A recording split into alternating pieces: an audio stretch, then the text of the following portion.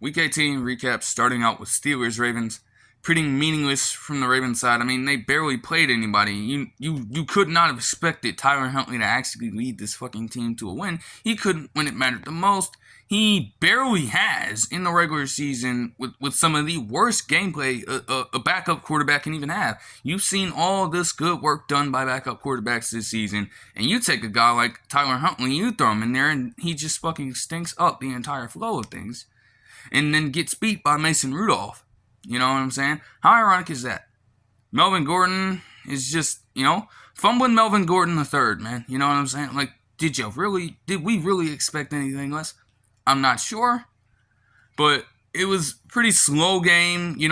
Bad weather as well played a factor, of course, but it was a pretty slow game for both teams until the Steelers got it wide open with a 71-yard touchdown catch by Deonte Johnson, of all guys. I don't know how, even if you aren't playing all your starters, okay, if you're a Ravens defense, how can you actually, be okay with allowing that? And, outside of that, though, standard win for the Steelers, and they were able to stay alive and then later get themselves into the playoffs by first getting this win here. But it was pretty damn ugly. I mean, I look at all these damn fumbles, bro. The Steelers had 6 on their side. And then the Ravens, of course, dealt with their own problems, having 2 of their own. Just pretty ugly, but the Steelers got it. Meanwhile, to a game that is actually important, CJ Stroud and the Texans got it done with a hell of a game by not just him, but Nico Collins as well. The chemistry those two have right now, I don't think people are really paying much attention to just how on point they have been for pretty much the entire season. And Nico Collins, again, as weird of a wide receiver prospect as I think he has been, he has actually had a great season. And why not compound on that even further by giving yourself a chance to get in the playoffs? Coming off a 9-reception, 195-yard, and a touchdown game. Literally, a damn touchdown on the first play of the game. A hell of a fucking pass by CJ Stroud to him to even pick up a first down earlier on in that drive to seal the game, pretty much. Throws it pretty much off his back foot. Shit is just soaring in the air. And bam, you hit Nico Collins for that shit. It's crazy. Texans defense played fine for the most part, but if you're the Colts, again, like many people have said, you want Jonathan Taylor in there, but at the same time, is he going to get so much attention? Because they couldn't allow him, a guy that was coming off of 32 total touches for 196 total yards and a touchdown. They could not allow him to make another play in a situation like that. So they had to put in the backup running back. Goodson knew he screwed up the second he dropped it. Now, what I'm going to argue is this. Was it a bad throw? Sure, it was a bad throw. He had to throw it at a sort of angle, though. I admit it could have been better. But at the same time, if he throws it in a standard way, then Will Anderson is right there to deflect the pass. And it doesn't even get there. Simple bat down, end of game like that. Goodson had a chance still. It hit him in the hands. He would have loved to have caught it, but no. And, with that, Colts just, they're eliminated. That's their season. But the Texans get a chance to move on. So that's great work. Lions and Vikings, it really didn't matter. I guess if the Lions were trying to improve seeding, that's one thing. The Vikings didn't stand a chance. Nick Mullens, more of the Nick Mullens experience. Justin Jefferson had a hell of a game. Once again, getting wasted by a shitty quarterback play. And pretty much it was prolonged. I mean, they got touchdowns to Justin Jefferson and Jordan Addison. Well, at that point, I wouldn't say that they were out of it, but they were so off schedule with what they were doing. It was a close game, I suppose. But then the Lions were just able to put it away due to the contributions of Amon-Ra St. Brown. Who, again, finishes a regular season in which, he probably had a top 10 wide receiver season this season. You have to admit, it was crazy to watch. And he came through when they needed him the most. Jared Goff also, it helped that he didn't turn the ball over. But, now he gets to play against Matthew Stafford in the wild card, which is, it's insane to think about. Multiple people were trying to make that shit up earlier on. It's actually going to happen. That is going to be something. But the Vikings, well, of course they're out. Okay, so the Bucs-Panthers.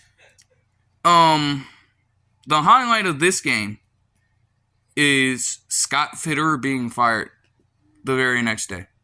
There ain't shit to talk about in that game. But they at least did the right thing by getting that dude the fuck out of there. When you construct a roster as bad as this roster has been, especially on the offensive side, against the defense, again, the defense, bruh, they did their job, okay? They held the Bucs to 9 points, okay? They did all that they could possibly do, and then some.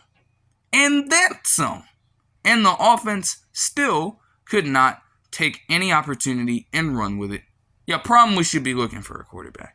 If you don't want to look for a quarterback, you need to find some better skill position players. Chuba Hubbard can get away with running 23 times for 83 yards. No wonder Deuce Staley got fired in the middle of the season. As fair of a running back as Deuce Staley was back in the day, you were not doing a good job with this running back core. They've wasted Miles Sanders' time too. He was supposed to be this big free agency pickup. He only ran the ball. He only got 3 touches in this game. Why is Chuba Hubbard getting most of the work when Miles Sanders, in Philadelphia, established himself as the guy for a little bit of time there? And then obviously the wide receiver core leaves a lot to be desired. Now overall, looking at things, only 1 touchdown in the season? 129 rushes for 432 yards. It's just it's all around bad. And it's, of course, derived from the decision making of your trash ass general manager.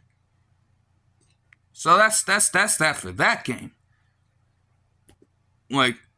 I'm really gonna try to talk about fucking 3 field goals. No.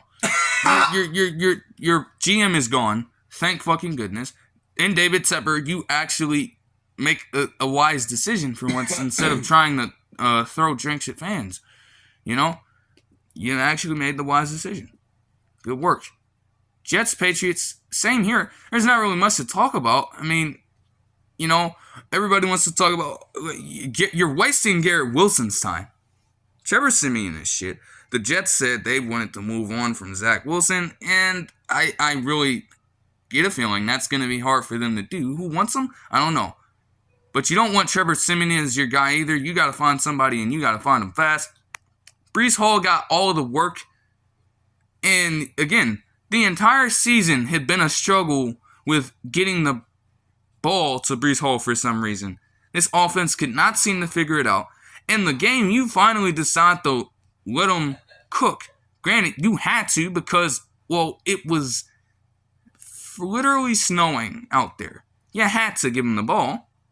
He goes off for 37 rushes and 178 yards and a touchdown. The game-winning touchdown, pretty much. Well, I guess the dagger. Not even the dagger. Yeah, you thought the Patriots really had a chance to win this game? Fuck no. I don't even know why I said that in the first place. Because, Patriots, bro, there ain't even much to talk about. Because the Patriots barely did anything They barely did anything, bro. They barely did anything. You know, at least when I'm looking at the drive summary, at least you didn't have a missed field goal from Chad Ryland in this game, but you didn't even get anywhere close for most of this game to even give him a chance. He wouldn't have made it anyway. And Bryce Behringer had to have a prolific game punting the fucking ball because your offense can't move. And then literally the play that sums it up, all I'm going to say about this game right here in terms of actual plays, bro. This nigga Bailey Zappi throws a pick to Ashton Davis. And the players there, they force a fumble and get it right back to the Patriots. Within the next 2 plays, he throws another pick to Tony Adams to essentially end any chance they thought they had of coming back. That's all I gotta say. Everything is still up in the air when it comes to Bill Belichick right now. But if I'm Bill Belichick, man, with the way that this game right here ended, if that's gonna be my last game, I'm not gonna lie, Bill Belichick should be just accepting the opportunity to move on from this team. Why continue to allow them to ruin your reputation? Is it a little bit of self-sabotage? Yeah, you drafted these players as a general manager, but at the same time, it's it is just not a good look, man. Falcons, Saints. The Saints would give themselves a chance to get in the playoffs with this win, but of course, that didn't end up happening. You know, typical Derek Carr shit, you know what I'm saying? You're not going to see games like this from Derek Carr against good teams in situations where he actually needs to be doing this. But because your reputation's on the line, you want to do this against a pretty bad Falcons team. And for all intents and purposes, it was a good game. But, you know, the way it just transpired proves exactly what I was saying about the quarterback situation in the last recap. I mean, you know, Desmond Ridder, you're getting a chance here, and you started off well, but you shit the bed late when you actually needed to make some plays down the stretch of a game in which you could have at least given yourself a chance to maybe fight for the title division, maybe make the playoffs if things went a certain way. Of course, it didn't end up happening. I can't stress that enough. But you gotta stand for something at some point. When it comes to the fake kneel down, and Jameis Winston really having the balls to just say, fuck you, Dennis Allen, we're gonna do this, and there's not a damn thing you can do about it. Honestly, I can understand why people have a problem with it. I can understand the argument for Jameis Winston doing something pretty risky in that situation and just having, that lack of trust. I can understand the fact that it could be really dangerous, but at the same time, I don't have the problem with running up the score. And Dennis Allen should not have apologized. He should not apologize. He should have stood his ground. Arthur Smith got fired, and promptly so. Because, you being a leader of men, supposedly, in that locker room, you're going to go out there and you're going to get fucking salty over them trying to run up the score? Guess what? The shit happens. How about you do a better job of fucking coaching and not find yourself down 24 in a fucking game where you potentially either had playoff implications or on the line, or you could have destroyed any part of the Saints' chances to even give themselves an opportunity to get in. You could have spoiled everything for the Saints. You did not want to play with any sense of pride on the field. You didn't want to let that show on the field. Why? What makes you think they're not going to test that in that situation? And then you're going to go ahead and try to cuss out Dennis Allen off the field and get all prideful and buck there. How about you actually encourage your players to get that done on the field? And maybe things wouldn't have gotten to that point. But he's fucking gone. And again, how does it feel to be consistently below average? 7-10 in 3 consecutive seasons. Do you know how hard that is to do? To have the same record for 3 straight seasons. Nah. You're going to get mad at them for running up the score, though. But you're finding yourself in the same situation every year. And you're not one time are you actually inspiring your players to improve in some capacity. Nope, they're just consistently shitty. They're not fighting on the fucking field at all to even make the slightest push, the slightest improvement in their record at all. They're ending up at the same impasse at the end of every fucking season you've been there. And you're gonna try to do that at the end of the game with Dennis Allen. He should not have fucking apologized. He should have stood his ground. You need to do a better job as a coach in that situation to even prevent that from potentially happening. I have no problem with it. I'm fully behind the Saints and what they chose to do. Like Arthur Smith, go fuck yourself. Go fuck yourself, bro. You don't have a job, nigga, because you want to be consistently below average. You want to have that sense of pride at the wrong fucking time. You're going to get mad because you knew with that loss, with that bad of a loss, your job was going to be gone. You were getting fired regardless, probably. But with that result right there, oh yeah, you were gone on the spot. The swiftness with which it happened.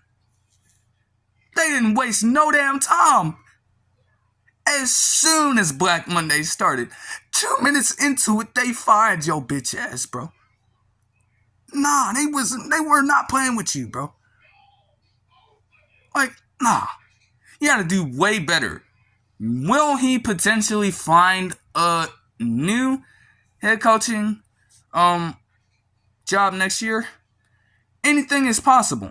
But you definitely need to take everything you did in Atlanta and just throw it away.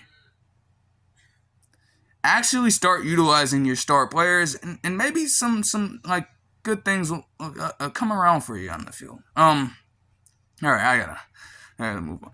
Jaguars and Titans, man.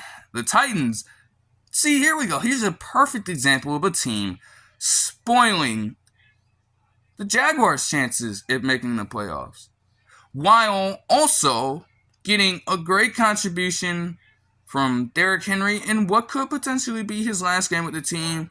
He gave a long, speech of thanks to everybody in the organization. And well warranted, man. He has been a godsend for that team for so long, And early in his career, it didn't seem like things would go that way, but nah, he'd been on a historical tear throughout his time there. He's still showing with this 19 rush, 153-yard touchdown performance that, hey, he can still do something in this league. And Tyjae Spears, if this actually could be Derrick Henry's last game with the team, then Tyjae Spears showed in this one that, hey, he's ready to take that next step if that is the case. Looking at the Jaguars, though, yeah, man, to start out the season the way they did and then collapse so badly is wild to me. I mean, try to compare the stretch from last season when they actually got in the playoffs, playing so well down the stretch to this, and it's just like a complete 360, Um, Titans, with this, I guess they were going to anyway. Titans fired Mike Vrabel today. Honestly, I think there's something on the way with that. I think he could potentially end up back in the Patriots system. Head coach could be possible, or maybe just as some sort of assistant coach, defensive coordinator. Anything's possible. But I think he could go back to the Patriots and do some work with them. I believe that. It's not out of the equation. Browns versus Bengals. I mean, there's not much to say. The Bengals, they just wanted to close out the season strong, I suppose. Jake Browning had a fine performance. Joe Mixon had a hell of a performance and hit his incentive too. It was nice to see David Bell for the Browns get in and get a couple of touchdown catches. Finally. Finally you decide to utilize him. Like, he could actually be a core piece if you just, give him a chance. Jeff Driscoll is, a shitty quarterback, though. I don't know how he managed to get 7 rushes for 33 yards. It's actually crazy. But, not much more to say than that. Browns weren't playing anybody meaningful on either side of the ball. I mean, it kind of is what it is. Rams and 49ers. Sam Darnold versus Carson Wentz. Sam Darnold, lost. Carson Wentz actually decided to step in and get the Rams an extra win. Now, he has no business rushing the ball 17 times for 56 yards. I don't know if he thinks this is North Dakota State. And I don't know how Sean McVay allowed this to happen. But, no. Puka Nacua set multiple records for rookie receivers in this one, at least. Even with all of that shit right there. So, that's good to see. And then, on the other side, Sam Darnold, really, the 49ers is just out there. They're just playing. I don't know why they were playing some of their starters. There's not really anything on the line for you. But hey, what are you gonna do, man? Chris Conley actually stepped in and got the team lead in receiving yards, though. That's pretty interesting. But not much to make of that one either. A fair amount of these, not really much on the line. Rams and 49ers were already in the playoffs. Now, the Seahawks were not, and with the result of the Packers game, they would get eliminated during the middle of the game. But you know what Geno Smith said in spite of all that? You know what the Seahawks defense says in spite of all that? And letting James Conner absolutely, run all over them. 204 total yards, 31 total touches, a touchdown. He they just could not stop him.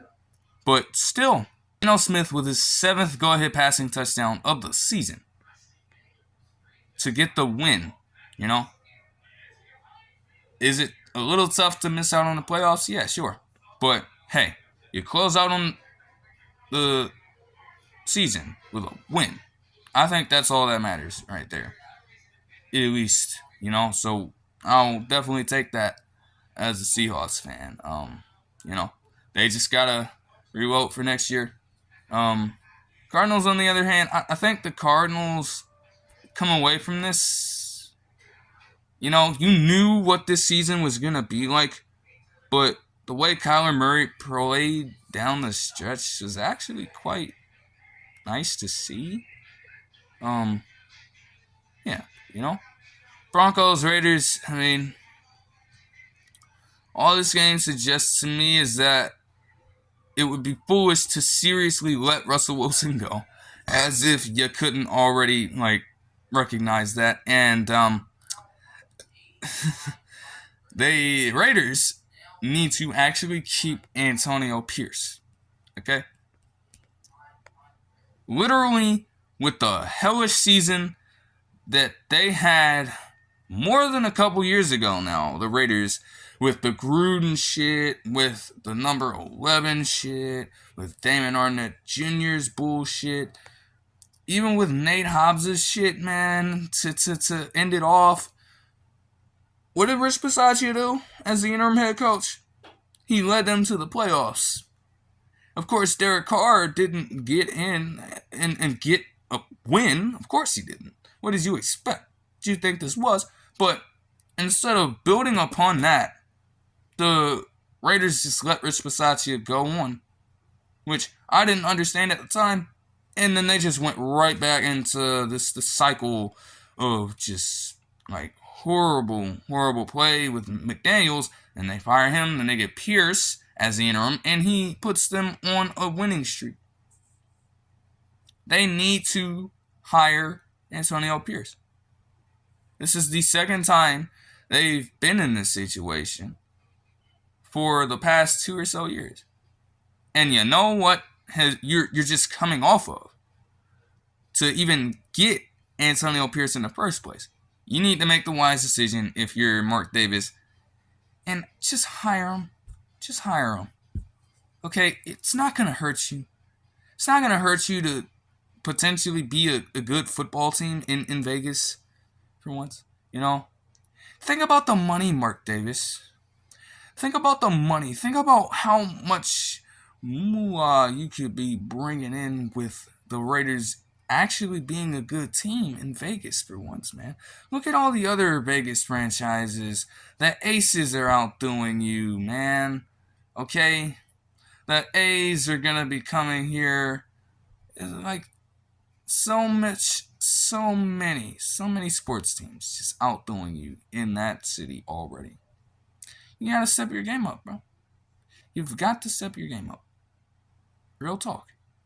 Not to mention the Golden Knights as well. I mean, bro, the Vegas Golden Knights, like, dog, I don't even watch hockey like that.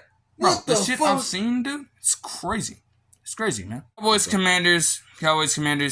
I mean, after a while, you know, the Commanders started getting their ass whipped again. And, you know, the Cowboys were fighting for the division title, so they kept their starters in for most of the game. They didn't really have to after a while, and I'll get to that in a second. You know, Dak Prescott and CeeDee Lamb finished off pretty good seasons for the both of them. As a duo, they were not doing the best early, but they picked it up, I suppose, at the right time. And now they're actually in the playoffs. You know, they've always got a chance, but we all know what the playoff Cowboys are about. Okay, we all know it, and we all understand what's about to happen in the next couple of weeks or so. Just give it time. Just give it time. Just give it time, bro.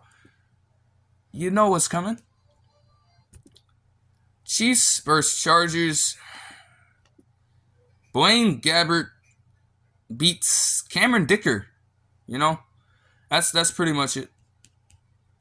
Mecole Hardman had a throwback game, I guess. 6 receptions for 77 yards or so.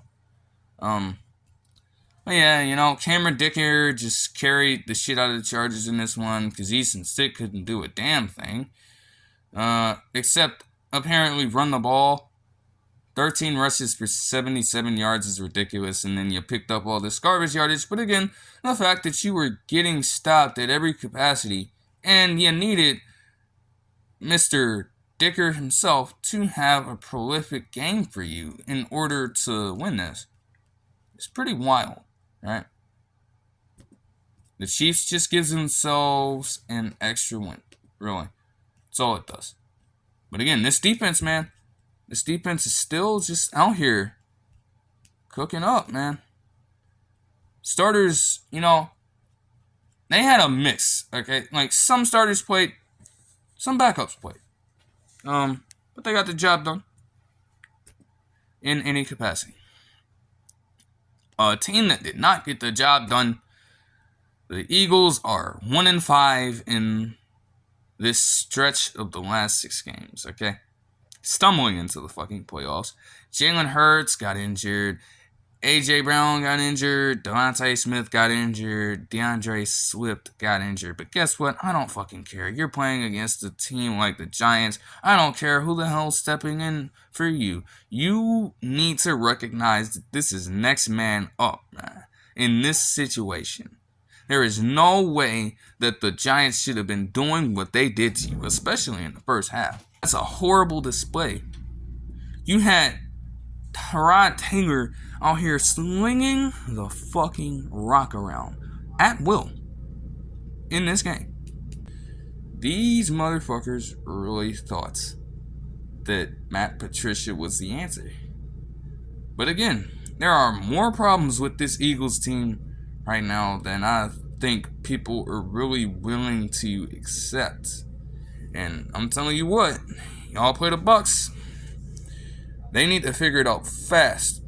I'm telling you, fast, bro. Before they get fucked up and sent out of the first round. You ain't going anywhere close to potentially repeating nothing if you can't figure this out. Packers win and get in the playoffs. Pretty simple stuff. You know, there's not much to say. Bears' offensive output left a lot to be desired when you had these kind of implications on the line. Aaron Jones and Jaden Reed had good games. Jordan Love had quite possibly his best performance of the season, you know, when they needed it the most to get them in the playoffs. You know, for all the ups and downs that Jordan Love has had this season, to be a first-year starter, having sat all those years behind Aaron Rodgers and lead this team to the playoffs through and all is impressive. And I can't deny that.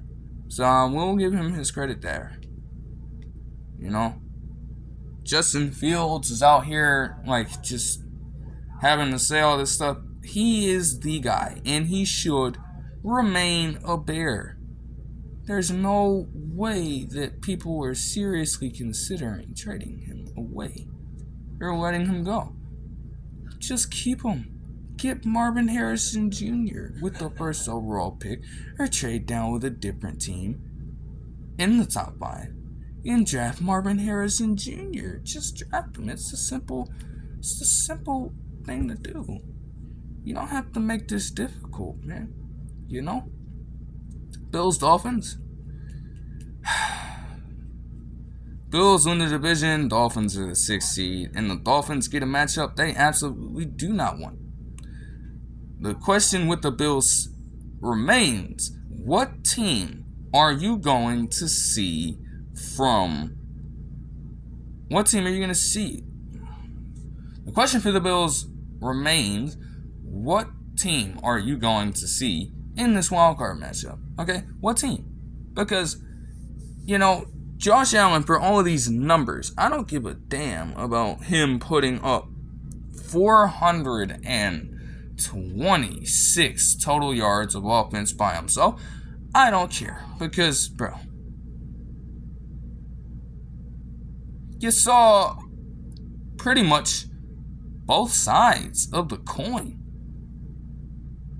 And that is not a game that you want to continuously be playing as the starting quarterback, the franchise guy, who in this situation needs to actually lock in and get his team to where they want to be at.